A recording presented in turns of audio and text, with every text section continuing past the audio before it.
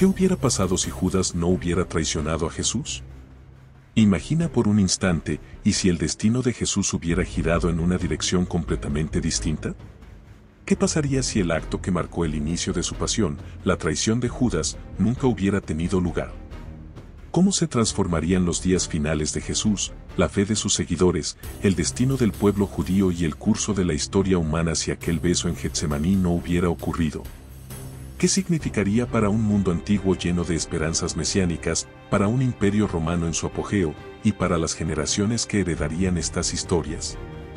Esta pregunta no es solo un ejercicio de curiosidad, es una puerta hacia un universo alternativo donde la fe, la política y la cultura chocan de maneras inesperadas. Acompáñame en este viaje extenso y detallado, un recorrido profundo por un escenario hipotético que reimagina qué hubiera pasado si Judas Iscariote no hubiera entregado a Jesús. El escenario histórico, bíblico y cultural real. Para entender las ramificaciones de este cambio, primero debemos anclarnos en el mundo del siglo I en Judea, una región vibrante y conflictiva bajo el dominio del Imperio Romano. Era una época de contrastes. Por un lado, la grandeza de Roma se manifestaba en sus legiones, sus caminos empedrados y su administración implacable. Por otro, la vida judía estaba impregnada de una fe profunda, una identidad forjada por siglos de promesas divinas y opresión extranjera. Jerusalén, el epicentro espiritual, bullía con actividad durante la Pascua, una festividad que recordaba la liberación de Egipto y alimentaba sueños de una nueva redención. Miles de peregrinos llenaban las calles, sus cánticos resonando en el templo, mientras los romanos vigilaban desde la fortaleza Antonia, listos para sofocar cualquier chispa de rebelión. En este contexto emerge Jesús de Nazaret, un hombre humilde de Galilea, hijo de un carpintero, cuya vida pública comenzó a los 30 años, Lucas 3:23. No era el líder militar que muchos esperaban del Mesías, como lo imaginaban basado en pasajes como Isaías 11:4, donde se describe a un rey que herirá la tierra con la vara de su boca. En cambio, Jesús predicaba un reino espiritual, mi reino no es de este mundo, Juan 18:36. Sus palabras eran revolucionarias, ama a tus enemigos, Mateo 5:44, el reino de Dios está dentro de ustedes, Lucas 17:21, y sus actos. Como alimentar a 5,000 con 5 panes y 2 peces, Mateo 14, 13-21, lo convertían en una figura magnética. Para las multitudes, era un profeta, para algunos, el cumplimiento de Deuteronomio 18:15, un profeta como Moisés, para otros, un peligro. Entre sus seguidores más cercanos estaban los 12 discípulos, un grupo heterogéneo que reflejaba la diversidad de Judea, pescadores como Pedro y Andrés, un recaudador de impuestos como Mateo, un celote como Simón, y Judas Iscariote, cuyo origen en Keriyot, una aldea al sur, lo distinguía como el único no galileo del grupo. Judas, cuyo nombre en hebreo, Yehuda, significa alabanza, es una figura compleja. Los evangelios lo presentan como el encargado de las finanzas, Juan 12:6, pero también sugieren que pudo haber sido tentado por la codicia o desilusionado por la falta de acción política de Jesús. Su traición, narrada en los 4 evangelios, Mateo 26, 14-16, Marcos 14, 10-11, Lucas 22, 3-6, Juan 13:27, es un momento definitorio. Por 30 piezas de plata, un precio que evoca Zacarías 11, 12-13, Judas acuerda entregar a Jesús a los líderes religiosos, guiándolos al huerto de Getsemaní con un beso que transforma un gesto de amistad en un símbolo de infamia. Los líderes religiosos, fariseos, saduceos y el Sanedrín, estaban en una posición delicada. Los fariseos, guardianes de la ley oral, veían en Jesús una amenaza a su autoridad teológica. Los saduceos, aliados de Roma y controladores del templo, temían que su popularidad desestabilizara el frágil equilibrio con el poder romano. La entrada triunfal de Jesús en Jerusalén, montado en un burro y aclamado como hijo de David, Mateo 21:9, fue la gota que colmó el vaso. Sin embargo, arrestarlo abiertamente era arriesgado, no durante la fiesta, no sea que haya un tumulto entre el pueblo, Mateo 26:5. Judas les dio la solución, una captura discreta, lejos de las multitudes, que permitió un juicio rápido y una entrega a Poncio Pilato, el gobernador romano. Pilato, un hombre conocido por su brutalidad, el historiador Filón lo describe como inflexible y cruel, gobernaba Judea con desprecio por las sensibilidades judías. La crucifixión de Jesús, ordenada tras un juicio manipulado, fue tanto una concesión a los sacerdotes como una advertencia a los rebeldes. Para Roma, era un castigo rutinario, para los judíos, un escándalo teológico por Deuteronomio 21 a 23, para los seguidores de Jesús, el preludio a la resurrección. El evento que transformaría un movimiento local en una fe global. ¿Cómo cambiaría el curso de los acontecimientos? Ahora, dejemos que la historia se desvíe. Judas no traiciona a Jesús. Imagina que, en la penumbra de una noche en Jerusalén, Judas escucha las palabras de Jesús en la última cena: uno de ustedes me entregará, Mateo 26 horas y 21 minutos, y algo en su interior se quiebra. Tal vez recuerda los milagros que presenció, como la resurrección de Lázaro, Juan 11, o las palabras de amor que lo atrajeron al grupo. Quizás, en un momento de claridad, rechaza las 30 piezas de plata que le ofrecieron los sacerdotes, o simplemente nunca se acerca a ellos. En este escenario, Judas permanece leal, y el beso de Getsemaní nunca ocurre. ¿Qué pasa entonces? Sin la traición, el arresto planeado en Getsemaní fracasa. Esa noche, Jesús ora en el huerto, rodeado de sus discípulos, mientras Pedro, Santiago y Juan luchan contra el sueño, Mateo 26, 36-46. Los soldados enviados por el Sanedrín, sin un guía que los lleve al lugar exacto, regresan con las manos vacías. Los sacerdotes, que contaban con la precisión de Judas para evitar un enfrentamiento público, se encuentran en un dilema. Capturar a Jesús durante el día, en medio de las multitudes de la Pascua, podría desencadenar una revuelta. En lugar de un arresto inmediato, Jesús gana tiempo, horas, días, tal vez semanas, para continuar su ministerio. El impacto en las profecías es inmediato y profundo. Los cristianos ven en la traición de Judas el cumplimiento de Zacarías 11, 12-13, donde se habla de 30 piezas de plata arrojadas al alfarero, y de Salmos 41, 9. Mi amigo íntimo ha levantado contra mí su calcañar. Sin estos eventos, las conexiones proféticas que validaban a Jesús como Mesías se debilitan. Los judíos de la época, expertos en las Escrituras, podrían haber usado esta discrepancia para cuestionar su identidad. Si no cumple las profecías al pie de la letra, ¿es realmente el enviado de Dios? Esto no significa que Jesús perdería todo apoyo, pero sí que su legitimidad enfrentaría un escrutinio más severo. La narrativa de la pasión, el corazón del relato evangélico, se desmorona. Sin arresto, no hay juicio ante Caifás ni comparecencia ante Pilato. La crucifixión, que Juan 3:16 presenta como el acto supremo de amor divino, porque de tal manera amó Dios al mundo, que ha dado a su Hijo unigénito, no ocurre en ese momento. En su lugar, Jesús podría haber seguido predicando, viajando por Galilea, Samaria o incluso más allá, hacia las ciudades de la Decápolis o las tierras de los gentiles. Su mensaje seguiría siendo poderoso: parábolas, sanaciones, llamados a la justicia, pero su misión tomaría un rumbo diferente, menos un sacrificio redentor. Más una revolución espiritual que desafía las estructuras de poder desde dentro. La relación con los discípulos también cambia radicalmente. Judas, al permanecer leal, podría convertirse en una figura central, tal vez un estratega que organiza a los seguidores o un mediador entre Jesús y los más pragmáticos del grupo, como Simón el Celote, quien soñaba con una rebelión armada. Pedro, que en el relato original corta la oreja de un ciervo en Getsemaní, Juan 18:10, no tendría esa oportunidad de mostrar su valentía ni de enfrentar su posterior negación. La última cena, sin la predicción de la traición, sería un momento de planificación y esperanza. Jesús podría haber trazado un futuro para su movimiento, enviando a los 12 a predicar en pares, como en Lucas 10:1. Pero con un horizonte más amplio. Efectos a corto plazo.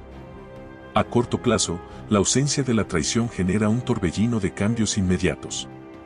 Jesús, libre de las cadenas de Getsemaní, despierta al amanecer en el huerto o en una casa cercana, rodeado de sus discípulos.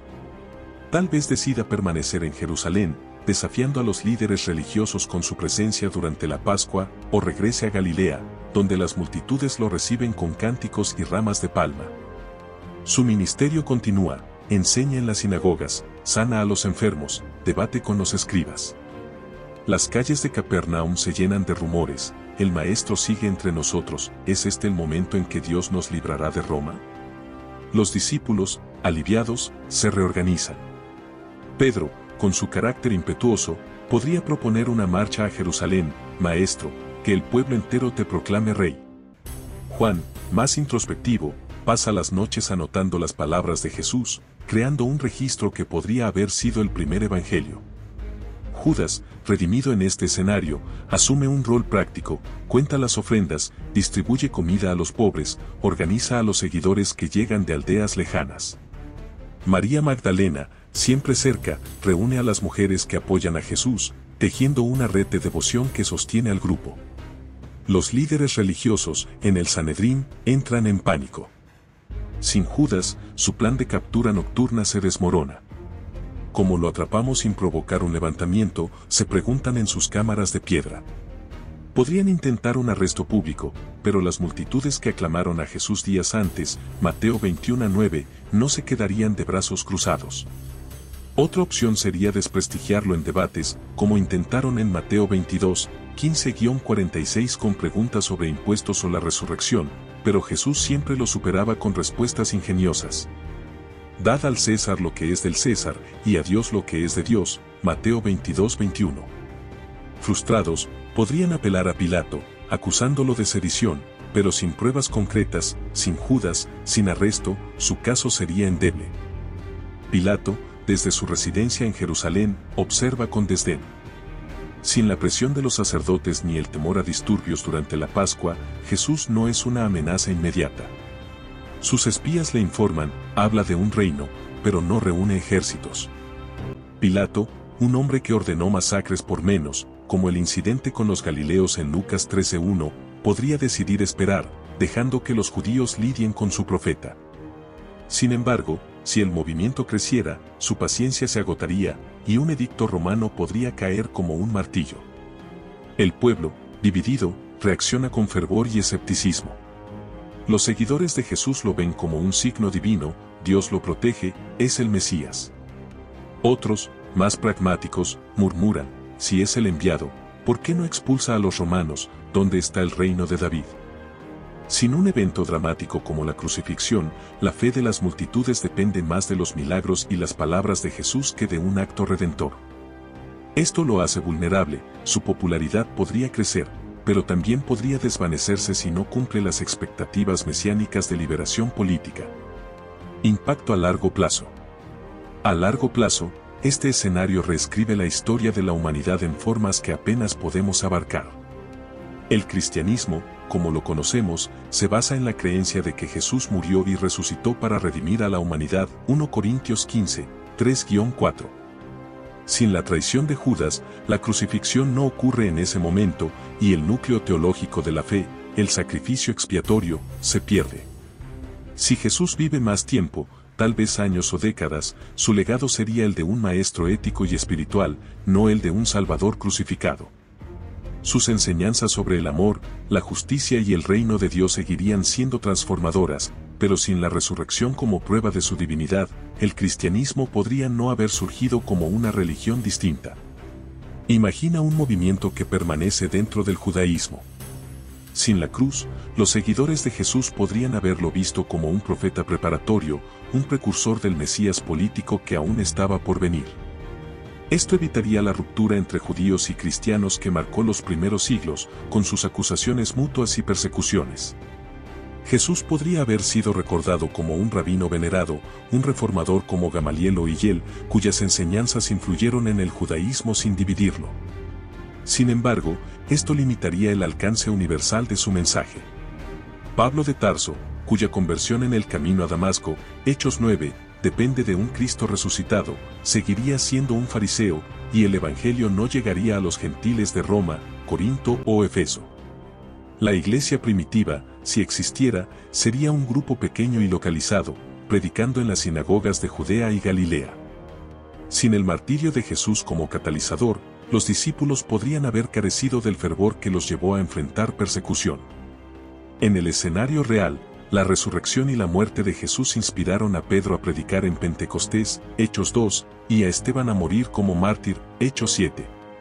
Sin estos eventos, el movimiento podría haberse disuelto bajo la presión romana, convirtiéndose en una secta olvidada, como los esenios o los terapeutas. Culturalmente, la ausencia de la cruz transformaría el mundo occidental. No habría catedrales con crucifijos, ni frescos de Giotto sobre la pasión, ni sinfonías de Bach celebrando la resurrección. La literatura perdería su obsesión con el sacrificio redentor, no habría Divina Comedia de Dante ni El Idiota de Dostoyevsky con sus ecos cristológicos.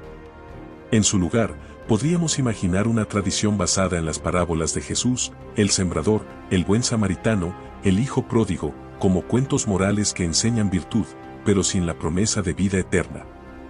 El arte podría centrarse en escenas de la vida de Jesús, multitudes en las colinas de Galilea, barcas en el mar, debates en el templo bajo el sol ardiente. Políticamente, el Imperio Romano enfrentaría un desafío diferente. Si Jesús viviera más y su movimiento creciera, podría haber sido percibido como una amenaza mayor que los celotes o los sicarios, grupos rebeldes que Roma aplastó sin piedad.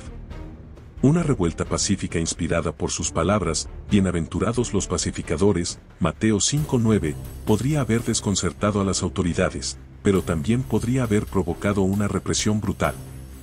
Sin la narrativa de la resurrección, esta persecución no habría fortalecido una fe duradera, y el paganismo romano, con sus templos a Júpiter y Marte, podría haber dominado por siglos más, retrasando el ascenso del cristianismo como fuerza unificadora. En el judaísmo, la figura de Jesús evolucionaría de manera distinta. Sin la crucifixión, no habría una narrativa de rechazo por parte de las autoridades judías que alimentara siglos de tensiones. Podría haber sido visto como un maestro carismático cuya vida prolongada inspiró una renovación espiritual dentro de Israel, un eco de los profetas como Elías o Jeremías. La espera del Mesías continuaría, y el cristianismo, como religión separada, nunca nacería, dejando al judaísmo como la principal tradición monoteísta en el mundo antiguo. Detalles narrativos y curiosidades. Imagina la escena, un atardecer en Galilea, el cielo arde en tonos de rojo y oro sobre el mar. Jesús, sentado en una ladera cubierta de hierba, habla a una multitud que no deja de crecer. El reino de Dios es como un grano de mostaza, dice, mientras los niños corretean entre las piernas de sus padres y los enfermos se arrastran hacia él, suplicando un toque de su manto. Los discípulos, agotados pero llenos de vida, reparten pan y pescado, un recordatorio de los milagros que han visto. Judas, con una bolsa de monedas al hombro, cuenta las ofrendas del día, su rostro iluminado por una paz que nunca conoció en el relato original. Sin la traición, la última cena se transforma en un banquete de esperanza.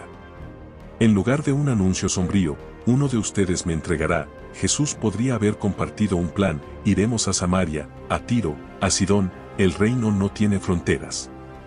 Pedro, con su entusiasmo desbordado, golpea la mesa de madera, maestro, que el mundo entero te siga. Juan, con una pluma de caña en la mano, anota cada palabra, sus ojos brillando con devoción. María Magdalena, sentada en un rincón, escucha en silencio, mientras las mujeres que la rodean tejen mantos para los pobres, un acto de servicio que refleja las enseñanzas de Jesús. Un detalle curioso es el destino de las 30 piezas de plata. En el relato bíblico, Judas las arroja al templo tras su arrepentimiento, y los sacerdotes las usan para comprar el campo del alfarero, Mateo 27, 7-10, un terreno que aún hoy lleva el peso de esa historia. Sin la traición, ese dinero podría haber financiado un nuevo candelabro para el templo o una ofrenda vacía en honor a un Dios que los sacerdotes creían haber derrotado. El campo, en cambio, seguiría siendo un terreno anónimo, sin su carga simbólica de remordimiento y redención. Otro elemento fascinante es el impacto en los personajes secundarios. Caifás, el sumo sacerdote, podría haber perdido influencia al no capturar a Jesús, enfrentando críticas en el Sanedrín. ¿Cómo permitiste que este Galileo nos desafiara? Pilato, desde su palacio, podría haber escrito un informe rutinario a Roma, un profeta judío predica paz, pero no hay rebelión por ahora. Los celotes, desesperados por un líder, podrían haber enviado emisarios a Jesús, toma una espada y libéranos. solo para irse decepcionados ante su respuesta: mi paz os doy, no como el mundo la da. Juan 14:27. En las aldeas, las historias sobre Jesús se multiplican como el viento. Un pescador jura que lo vio caminar sobre las olas en una tormenta, una mujer asegura que sanó a su hija con una palabra susurrada al amanecer.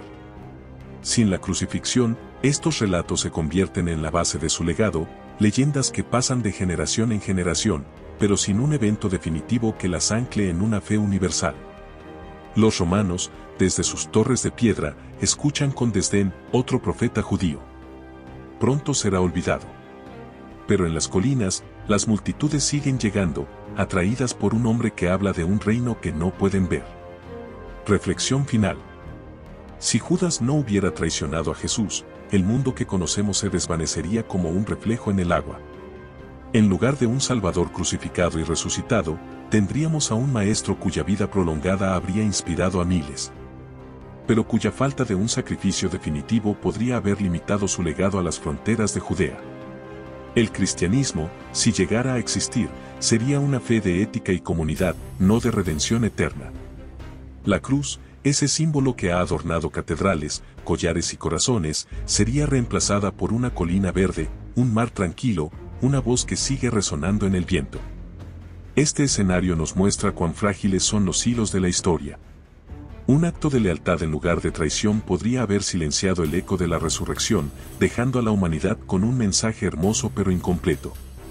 Mientras cerramos este viaje, una pregunta queda suspendida: ¿habría encontrado Jesús otro camino para cumplir su misión, quizás a través de una vida larga y fructífera, o habría sido el mundo, con su propia mano, el que lo traicionara de una forma distinta, más lenta, más sutil?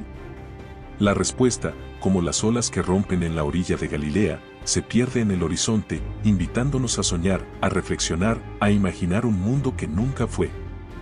No olvides dejar tu comentario sobre lo que aprendiste o tu opinión de este video, dale like y suscríbete al canal para seguir viendo más videos como este.